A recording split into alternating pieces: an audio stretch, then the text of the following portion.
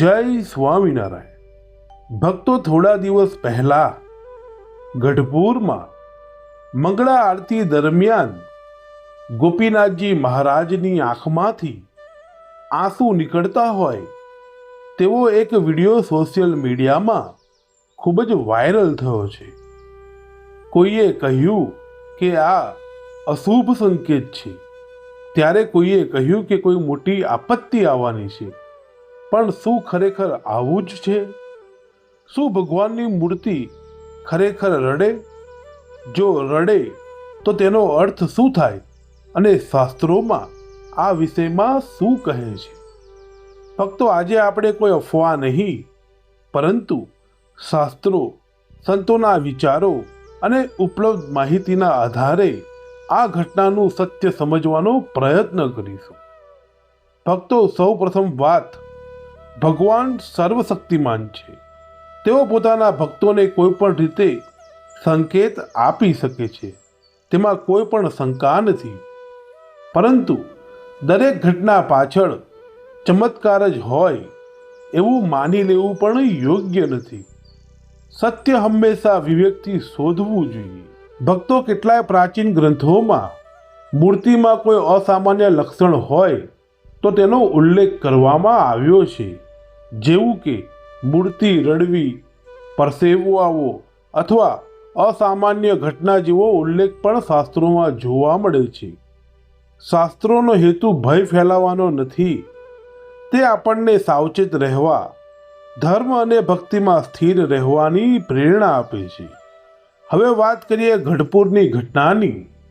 Viral થયેલા વિડીયોમાં આંખની નજીક ભેજ દેખાતો હતો, જેને ઘણા લોકોએ આંસુ તરીકે જોયો.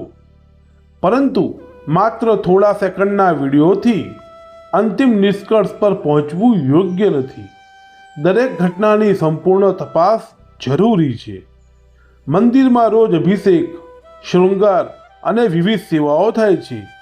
ક્યારેક ભૌતિક કારણોસર પણ ભેજ અથવા પાણીના ટીપા દેખાઈ રહે છે.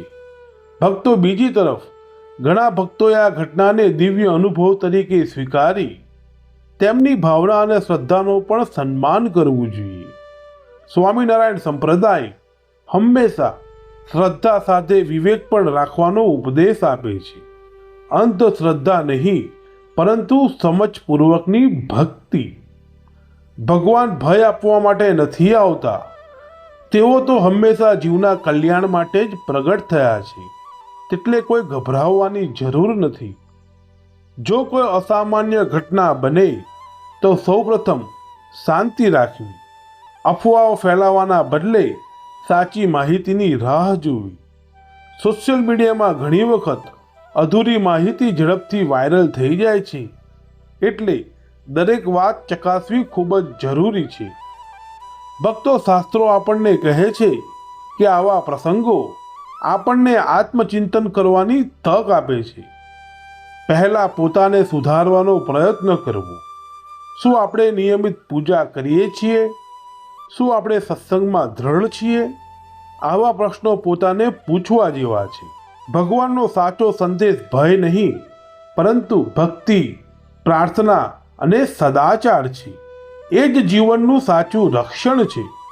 જો આ ઘટના દિવ્ય હોય તો તે આપણને ભગવાન તરફ વધુ નજીક લાવવી જોઈએ. જો ભૌતિક કારણ હોય તો પણ આપણે વિવેક રાખવો જોઈએ. બંને સ્થિતિમાં એક વાત નિશ્ચિત છે, આપણે ધર્મ, ભક્તિ અને સારા આચરણમાં ક્યારેય ઘટાડો ન કરવો જોઈએ. ગઢપુર ગોપીનાથજી મહારાજનું પવિત્ર ધામ છે. ત્યાંની દરેક ઘટના પ્રત્યે શ્રદ્ધા રાખવી, પરંતુ સાથે સાથે સમજદારી પણ રાખવી.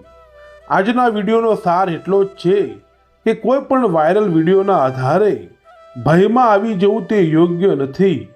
શાસ્ત્ર, સંત અને સત્યના આધારે જ નિર્ણય લેવો. ભગવાન ગોપીનાથજી મહારાજના ચરણોમાં પ્રાર્થના કરીએ કે સૌના જીવનમાં શાંતિ, ભક્તિ અને વિવેક વધે.